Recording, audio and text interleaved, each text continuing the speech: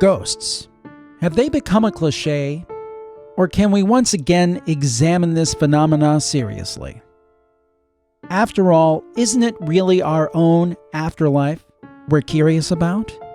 Let's delve a little deeper on Jim Harold's Ghost Insight. Welcome to Ghost Insight. I am Jim Harold, and Happy New Year to you for the first edition of Ghost Insight this year. And we're going to start it off in a great way, I think. We're going to talk about haunted Lake Tomahawk, and we're going to talk with the author of the recent book by the same name, Mark Palbicki. And Mark has been traveling to Lake Tomahawk and the surrounding areas in northern Wisconsin for more than 25 years. He became interested in the paranormal following a car accident. He went through an NDE in the form of an out-of-body experience, and the accident and those injuries kind of set him off on a path of paranormal exploration and investigation, looking at things like NDEs, ghosts, afterlife survival, quantum physics, OBEs, reincarnation, and just about anything he could find that might explain what happened to him. And in this book, Haunted Lake Tomahawk, he talks about his research and experiences. Mark, welcome to the show. Happy New Year. Good morning. Happy New Year to you, Jim, and your listeners.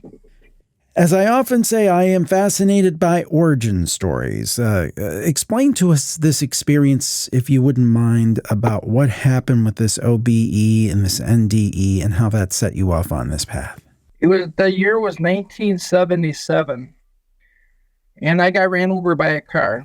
Wow. And I should have, if I would have went underneath the car, I would have died. I went over the top of it. Things went into slow motion. Where I should have, this is going to sound strange, but I always wondered what it was to do like a 1.5 somersault.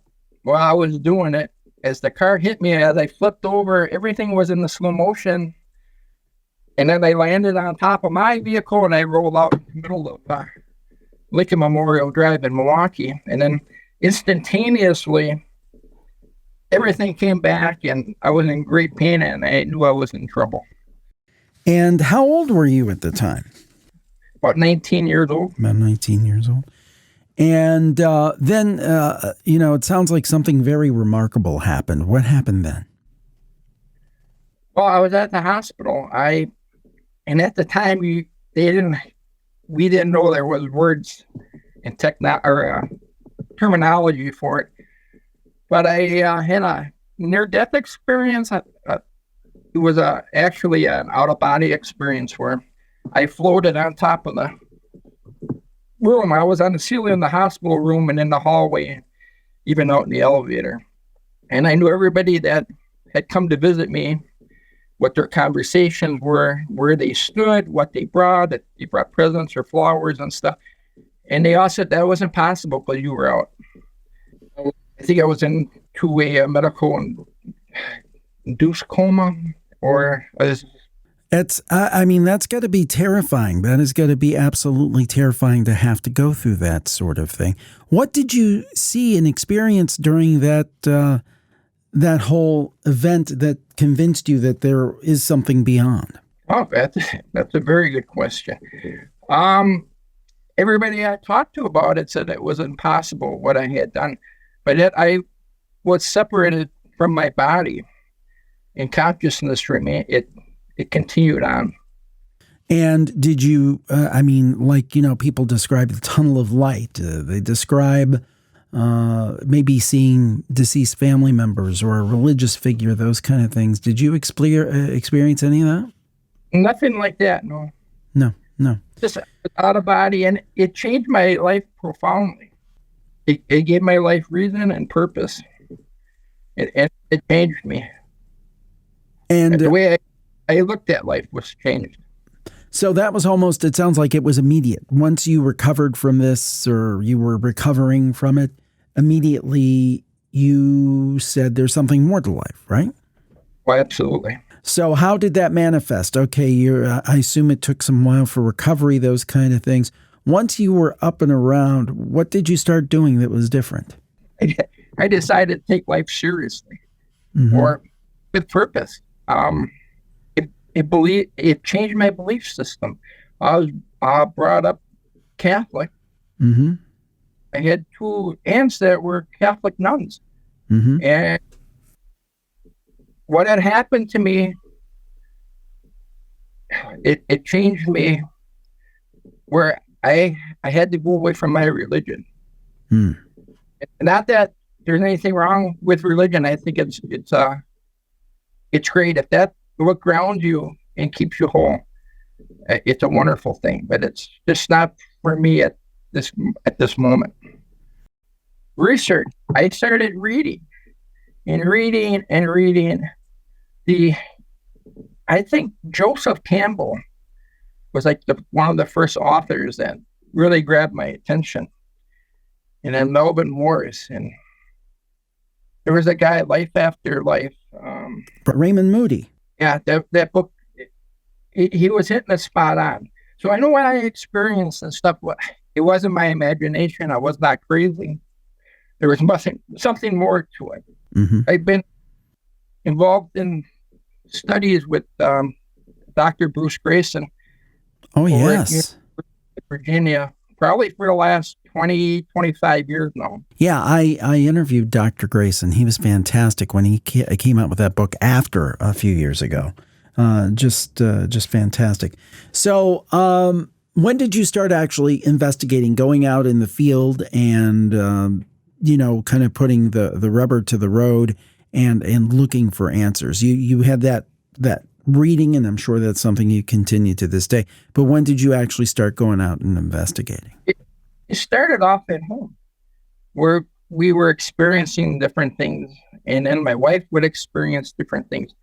So once I got up in Lake Tomahawk, I was an avid fisherman, and I had got cancer, bladder cancer, and it kind of changed physically what I could do. Mm-hmm. My mind was still sharp, but my body, it wouldn't allow me to do the physicality that was involved with the fishing end of it. So I thought it would be fun if I would write a book about ghost stories from the locals up in Lake Tom. And this whole thing kind of evolved from, it was just going to be a friendly campfire reader. Mm-hmm. There's a little pun there. It turned into where people were asking me, hey, can you check out the American Legion post over in town? Mike Chevalier was the assistant post commander, and he says that there was some activities. So, okay, I went over there, and there was activity. So I started investigating into different equipment and stuff. I started to grow a team. I had friends that would come up to the cabin for the last 20 years. I said, hey, you guys, well, let's go over here. Let's check this out. And that's kind of basically how it started. So let's talk a little bit about Lake Tomahawk for people who haven't heard it. If I'm correct, it's up in Wisconsin, and we've certainly talked to Chad Lewis over the years about northern Wisconsin and the North Woods and those areas. Can you talk to us about Lake Tomahawk? Just explain where it is and what it is. It's located in the northern part of Wisconsin. It's between where I land there, Wisconsin, and Minocqua, maybe 7 miles south of Minocqua. Mm-hmm. A small little town. It's almost like a throwback if you were living back in the 60s and the 70s. And it really is the way life should be. You know your neighbors, and people are friends. And as long as you're not, you're going to get by. I hope it never changes. The real beauty of that town are their people. Yeah, that's a nice thing. And I like that. I like that kind of code. If you're a nice person, people are nice to you. If you're something else, maybe not quite as nice. But I think that's not a bad way to be. Not a bad way to be at all. And is this a highly haunted area? Because the title of the book is Haunted Lake Tomahawk. Beats me. I think all places are haunted, Jim. Interesting. These were the stories that I was getting from the locals, and I decided to, because of my background, and I was brought up Catholic, so we had beliefs. I'm old enough to remember where it was the Father, Son, and Holy Ghost. Before they changed it to Holy Spirit, it was Right. Holy Ghost. So it was in my background that ghosts, perhaps they do exist. Oh, I think they definitely do exist.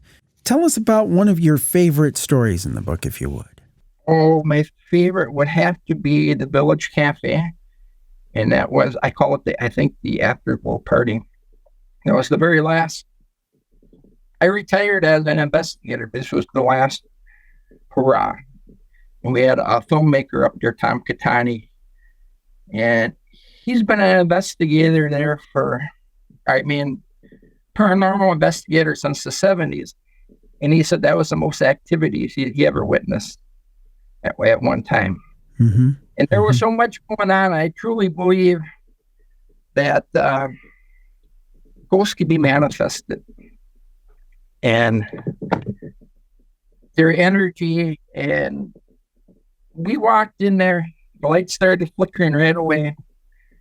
Our devices were going off. We had one of them Connect cameras. They're making spider monsters and other and all of a sudden it was like there was a stick person with a spider monster following it. It dawned on me that was Buckskin Kenny. Wow. It was Buckskin dog. And all of a sudden, behind the bar there, they had a counter, and there was Jimmy, who owned the bar next door. They had him on infrared camera. And then Donna, the bar owner. I know these are all deceased people, and I knew them all in life. And it seemed like they made an appearance there. Like they knew. They knew you were there investigating, so they wanted to say, here we are.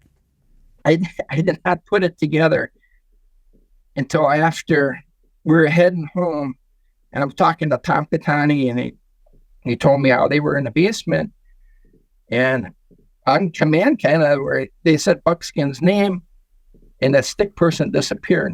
Well, the same thing had happened earlier when we were upstairs in the cafe area, and I was interacting with this stick person, and I put my arm around her, and she ducked underneath, and I was like, Jeff Brown said, Donna, and boom, it disappeared. So there's maybe something a little scientific going on there where it was repeatable. I wish I would have known it at the time, though. What is I mean, have you, it sounds like you have a pretty good relationship with the spirits, but have you ever been on a investigation where it's just been terrifying to you, that's been frightening, or do you not get frightened about this stuff? No, not at all. I haven't experienced that. Not to say that it doesn't happen. It hasn't happened to me. And that's why when we did do on the offset, or the onset, was I took people I knew in life. Mm-hmm. Investigations, I figured if I was good with them in life, that in the afterlife, that I think a part of your personality carries on.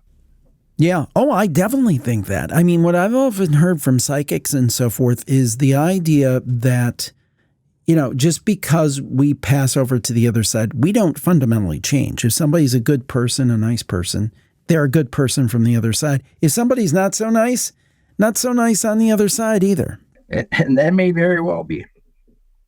I don't know. Maybe you can give us one other story that you really enjoyed from the book, one that you think is a highlight. Maybe it's Slow's Pub. That's funny. I just turned to that one.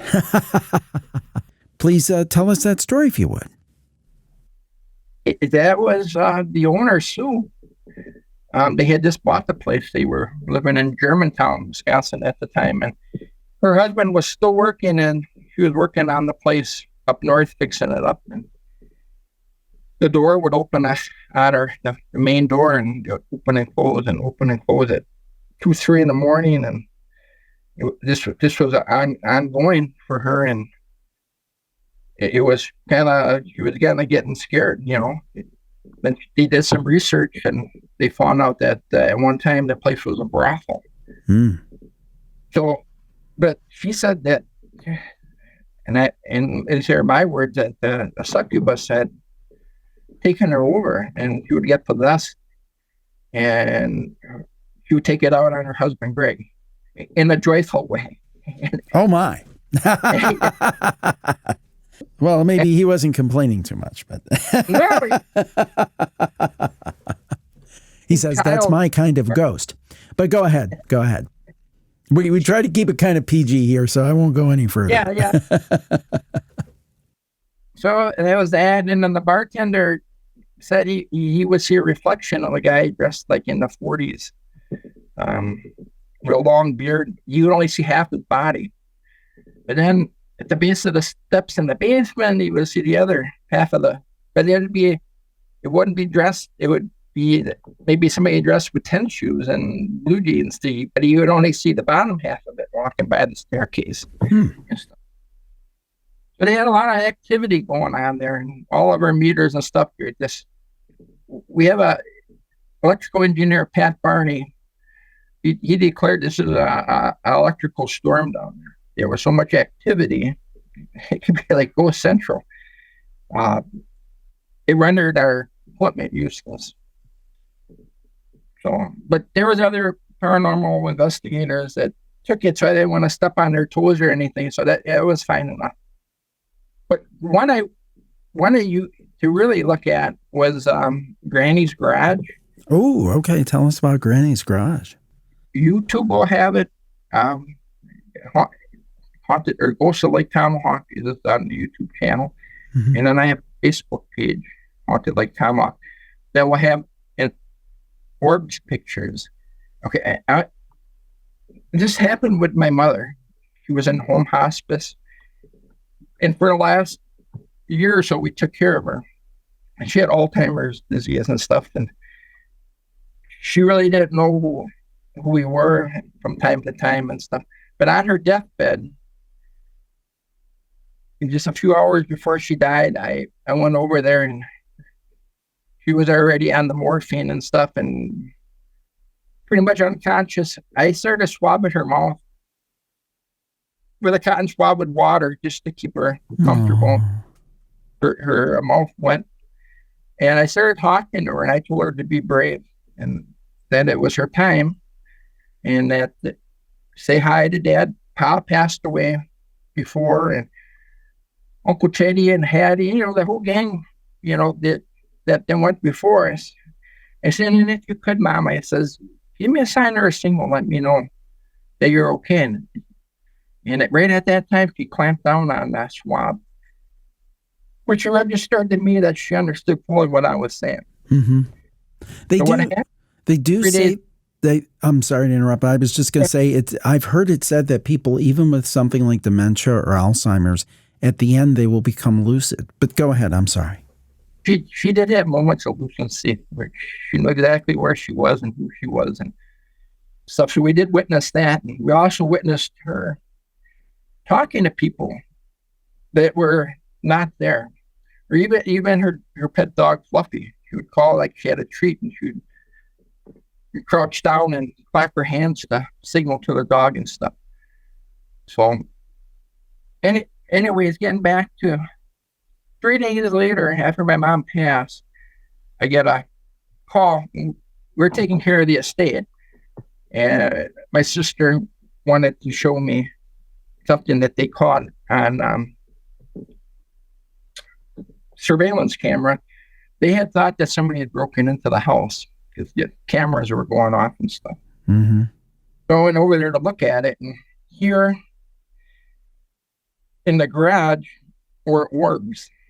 And I think I never gave orbs much credence. If all the evidence that I ever seen, it was either a spider web or a spider or a insect, piece of dust, blah, blah, blah. This went on for an hour and a half. And it appeared that they were synchronized. There was 2 orbs, then they turned into 4. And then all of a sudden, they pixelated. And when they pixelated, you could see the outline, the distortion of 2 people dancing. excuse me. It was, I believe it was my parents. In life, they both liked to dance. They won a dance contest and stuff, and it was a long-awaited reunion dance. Oh. And that's something really you should see, because people have told me that's the holy grail of orb pictures or video that's out there. And I guess I didn't believe in orbs too much until that day when I seen it, and in my heart of hearts, Jim, that was them dancing. Oh, that's very sweet. I mean, to me, it's interesting you mention that, because a lot of people will say to me something like, well, aren't you freaked out by all this stuff? And doesn't it frighten you? And I mean, yeah, some of the stories are scary, but to me, I find a lot of it comforting knowing that there is something beyond, that it just doesn't all end, when, we pass away, that we go on. I find the whole topic comforting. It sounds like it might be the same way for you. How do you feel about it? Well, I think ghosts they're an extension of ourselves. Mm-hmm. It's some kind of continued consciousness, which we are. It's a matter of perspective, but the perspective I look at it from is that we're this little grain of sand in the universe, this beach, and we're in a closed ecosystem. So I think we're recyclable. I think it's about energy, and in essence, we are the goal. We can manifest them, and they're an extension of ourselves. Well, Mark, I hope everybody gets to check out Haunted Lake Tomahawk and find out more about your adventures and investigations up there in Wisconsin. And thank you for taking time with us today to tell us about your book. Where can people find the book? And also, you mentioned your YouTube channel. If you could point us in the direction of that and what that's called. I think it's called Ghost of Lake Tomahawk. Okay. You can find it on YouTube, and it will have that video that we talked about. Mm-hmm. Will be on. And what was the other half of the question? The other half was, where can people find the book? Oh, anywhere.